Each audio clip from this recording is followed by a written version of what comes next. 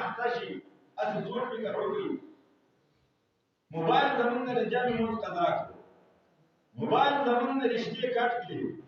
موبایل زمونږ د چې کوم نه نو وخت حاجي هغه ختم کړي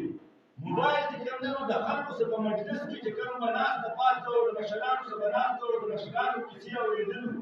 د مشرانو نه چې کوم نه نو ښې خبرې اورېدلو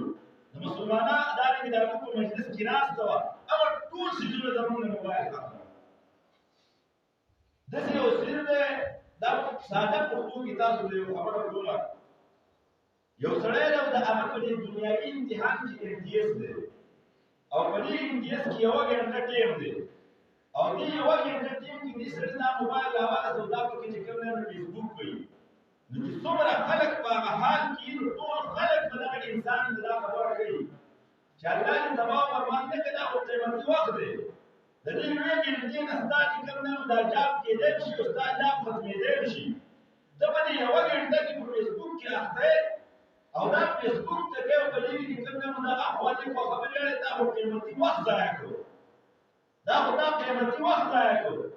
او د دې دنیا دا کوم نه ته لاړې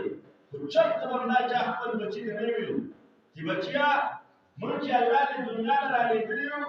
زموږ په دې دنیا کې او زما په ژوند چې د دې کلي نه الله رب العزت دې مغفرت نصیب کړي چې انتهایي درجې باندې موږ جلال چې په دې سب کې به زموږ څه ټول الله حاضر وو په دې سب کې به زموږ څه ډېر مشران حاضر وو هغوی نن د دې دنیا نه تللي او بالعمر ولا الله ورکړی خو نن زموږ دا ټول خلک په دې متفق دی چې په دې دنیا کې یوه ورځ هم نه یې تېره کړې دا دنیا دارالامتحان و د دې امتحان په حال کې چې هغه کوم څیز د ځان څخه وړی نن سوچ وکړئ د هغه سره کور یوه کمره نه دي د هغه سره یو پټی نه دي د هغه سره یو چنار ونه نه دي د هغه سره یو زوی او یو نوسی نه دي د هغه به هغه څیز پکارېږي چې په دې ځای کې د الله رب العزت کلام ته ولاړ او شپې پرې چوکل کړي د هغه به هغه څیز نن پکارېږي چې هغه به یې خپل ژوندانه کې د دې الله رب العزت په دې کور کې سمال لګولی د هغه به هغه څیز پکارېږي چې هغه چې کوم دی نو په دې ځای کې دارنګه چې کوم دی نو د قرآن او حدیث په رڼا کې د خپل عمل هغه زندګي کېناستل پاڅېدل جوړ کړي او دا یې راهي عمل جوړ کړی نور هېڅ څیز د هغه نه پکارېږي دا دنیا دارالامتحان دی دې دنیا ته موږ الله رالېږلي او دا پکې نشته چې سپین ږیری به مخکې مري ځوان به وروسته مري ښځه به وروسته مري سړی به مخکې مري چې څومره انسانان دي موږ الله امتحان مې رالېږلي خو چېرته چا خپل بچي ته په کور کې دا خبره نه ده کړې چې بچیا موږ دې قضا کړو په امتحان کې فیل شوې بچیا د فیسبوک په وجه باندې او دارنګه د موبایل د استعمال په وجه باندې دا په پردۍ جنازه کې شرکت ونه کړو دا باندې حقوق العباد پاتې شو دا په ګاونډ کې د بیمار تپوس ونه کړو دا باندې حقوق العباد پاتې شو ته د مور پلار سکې نه ناستې چې مور پلار وخت کې نه کتل دا عبادت دی هلې کې د عمرې ثواب میلاویږي تا هغه وخت ټول چې کوم دی نو هغه فیسبوک له ورکړه او ستا هغه زندګي تباه او برباد شوه من الله رب العزت دې دنیا ته امتحان رالېږلي او دا داسې امتحان دی چې د دنیا په امتیاز کې پیل شوي نو دوباره یې ورکولی شي چې دویم ځل چې پیل کړه بیا یې ورکولی شي چې در څو پورې به تا کې روح وي نو ته یې ورکولی شي دغه امتحان خو لیکن دا د آخرت امتحان چې یو پیل په قبر کې پیل شوي د الله رب العزت د ذات مبارک د نه په قبر کې تپوس وشو د الله ذات به ته په قرآن کې پېژنې ستاسو د قرآن مجید د کېناستو لپاره په غونډه روژه کې په 3 ګنټې ټیم چې ته ورته ناست وې دا د قرآن د ودرېدو لپاره 2-3 ګنټې ټیم چې ته ورته ولاړ وې دا د قرآن د تلاوت لپاره 2-3 منټه نو چې تا په هغې کې ورکو تلاوت کړی وې دا غونډه زندګي هغې له چې کوم ځای مو ورکړه هغه وجې نه حضرت عثمان غني مبارک راځي چې هغه به کله د قبر په دې خوا باندې تو نو انتهایي درجې د هغه د اګیره به لمده شو انتهایي درجې به یې جوړل خلکو ته ویل ته چې په تا باندې ډېرې سختې راځي خو دا چېرته هم نه دي دونه زیات جوړل د قبر په دې خوا باندې چې دوی دونه زیات چې کوم دی نو ته ولې پرېشان یې هغه ویل دا د آخرت د امتحان اولنۍ پړوی ده په دې پړوی کې چې څوک پاس شو دا د محشر په میدان کې د الله مخې ته دی دا په پولسترات کې پاس دی دا د عذاب جهنم نه بچ دی خو چې په دې پړوي کې د رب مبارک تپوس شو د رب نو پیژندلې ځکه چې په دنیا کې د رب پیژندلو ذریعه دې کومه قرآن او د قرآن لپاره د څه ټیم نو دا هغه دین نو پیژندلې د کوم دین لپاره چې الله 1,24,000 انبیاء لګړي دا غي تکمیل په حضرت محمد مصطفی باندې کړو دا دین مبارک د دې معلومات نو کته چې جدید ټیکنالوژي او ساينس ته پوسټو باغې کې مهارت د موبایل په هر پروژه باندې پویدو د موبایل په هر شی کولو باندې پویدو ولیکن د قرآن مجید نه د خپل ژوندۍ تیرولو طریقې نوې زده کړل نو چې هلته چې کله د اسلام تپوس وشي نو دا به وایي ها لا ادري هلته چې کله تپوس وشي او داسې ورته ووایي چې دا د محمد مصطفی صلی الله علیه وسلم پیژني محمد مصطفی خو خلک هغه پیژني چې د هغه سیرت یې مطالعه کړی د هغه صورت یې مطالعه کړی د هغه گفتار یې مطالعه کړی د هغه رفتار یې مطالعه کړی د هغه زندګي یې مطالعه کړی د هغه نقش قدم باندې رواني هغه ته به پته لګي چې او دا د پیغمبر انقلاب صلی الله علیه وسلم دی چې الله زموږ لپاره ماډل لري لقد كان لكم في رسول الله اسوه حسنه زموږ لپاره د محمد مصطفی د سیرت د کتو لپاره زموږ څخه 24 غنډې کې پاو سات دی چې موږ د پیغمبر سیرت وګورو موږ د پیغمبر صورت مطالعه کوو موږ د پیغمبر زندگی مطالعه کوو نو په ورځ د قیامت کې په قبر کې زموږ نه تاسو چې بیا به ها لا ادري وایو ها لا ادري افسوس دی هغه امتحان دا غینه واپس راتللی نشي چې څنګه چرته نشي ویل چې دا امتحان دی پیل کو وس واپس دا ان شاء الله وینا هغه دار العمل ختم شو وس دار الحساب دې په دې کې نور اس ګونډېش نکي دا نه ته په دې دنیا دی چې دې په نور وډاور کې الله موږ له قران توفیق راکو دا الله نه باندې سوالم کو چې الله پر یو رس میاشت کې موږ ته قران مجید د مطالعه الله توفیق راکا قران مجید باندې عمل کولو توفیق راکا د قران په اوامرو باندې عمل کولو توفیق راکا په قران کې چې کوم نواهی الله تعالی نه کړل دا غیر د من کولو توفیق راکا د قران د احکام د عمل کولو توفیق راکا په قران کې چې دا کوم قومونه بیان کړل او هلاک کړل الله د هلاک شو قومونو د صفاتو لمن محفوظ کی الله رب العزت من په ژوند کې قران راځي دا دوه خبرې ستاسو باندې ضرور یو خبره ده الله سره دی دویمه ده د دې رمضان مبارک چې د تراویح حیثیت څه دی موږ تراویح کو د دې څه حیثیت دی دا څو رکعات دي د دې حیثیت څه دی زتمنو اولنې خبره ابتدا کو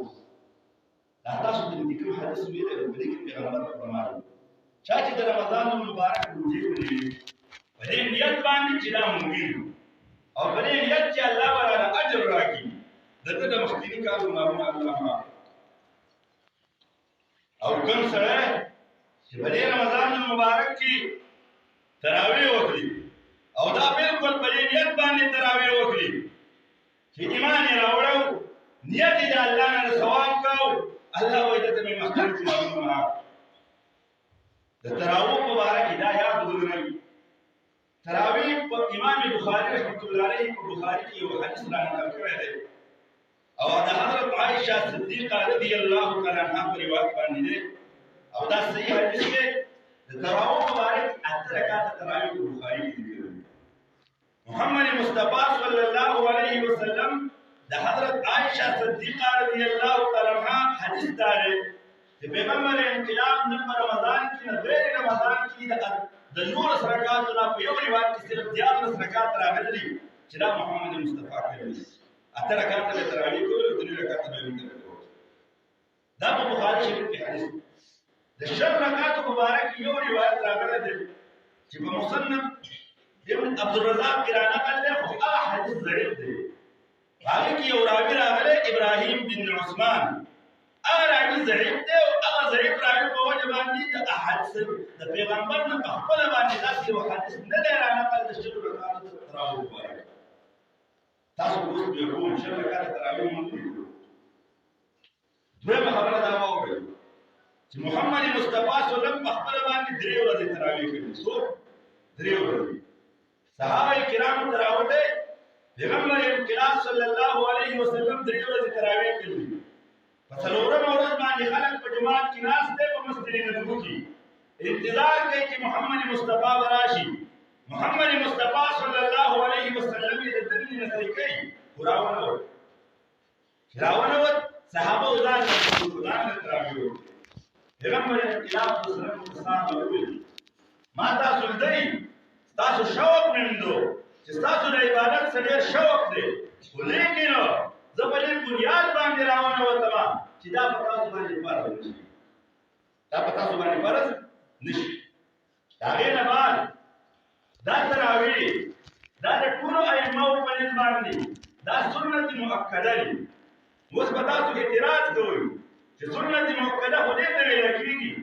چې هغه رسول الله صلی الله علیه وسلم اکثر کړي او کله ناکله د رسول الله صلی الله علیه وسلم نه پاتې شوي. نو دا خو رسول الله صلی الله علیه وسلم ته ورته کړي دې ته سنت مؤکده حکمي وایي. دا په حکم د سنت مؤکده کې دي. او بیا دا خبره د ځان سنوټ کړئ چې آیا دا شل رکعات تراویح موږ کوو دا د چا خبره ده؟ شل رکعات تراویح چې موږ کوو دا په دې باندې په خپل باندې څلور ائمه چې زموږ کوم دي ائمه دین دي. امام احمد، امام ابو حنیفه، امام شافعی رحمۃ اللہ علیہ، امام احمد بن حنبل رحمۃ اللہ علیہ، امام مالک رحمۃ اللہ علیہ، په خپل باندې امام بخاری رحمۃ اللہ علیہ په خپل کتاب کې دا څو رکعات روایت راوړل په خپل باندې دا سوال یې وروړي چې ګوري امام بخاری رحمۃ اللہ علیہ شل رکعات تراویح کوي. یا هغه په شل رکعات تراویح په خپل باندې قرآن مجید ختم کړ. د شل رکعات مبارک کې څه دلیل دی چې حضرت عمر فاروق رضی الله تعالی عنہ هغه صحابه ول په مسجد نبوي کې چې کوم تراویح کوي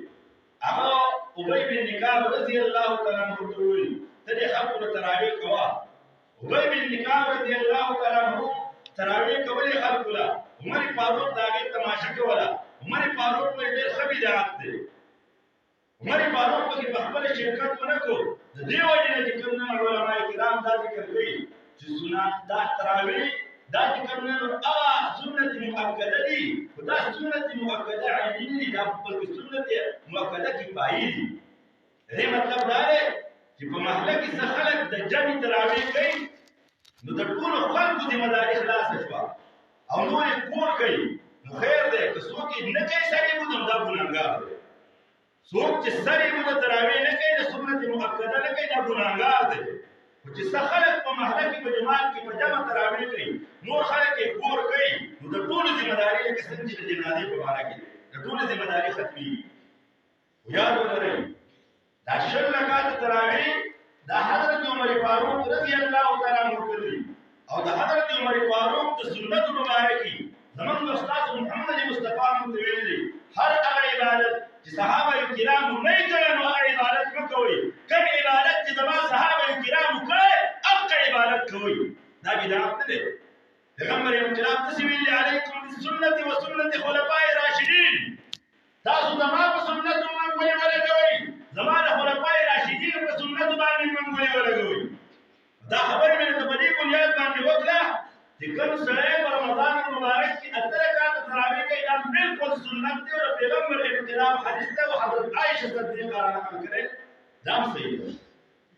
چې کوم سړی شل رکعات تراویح کوي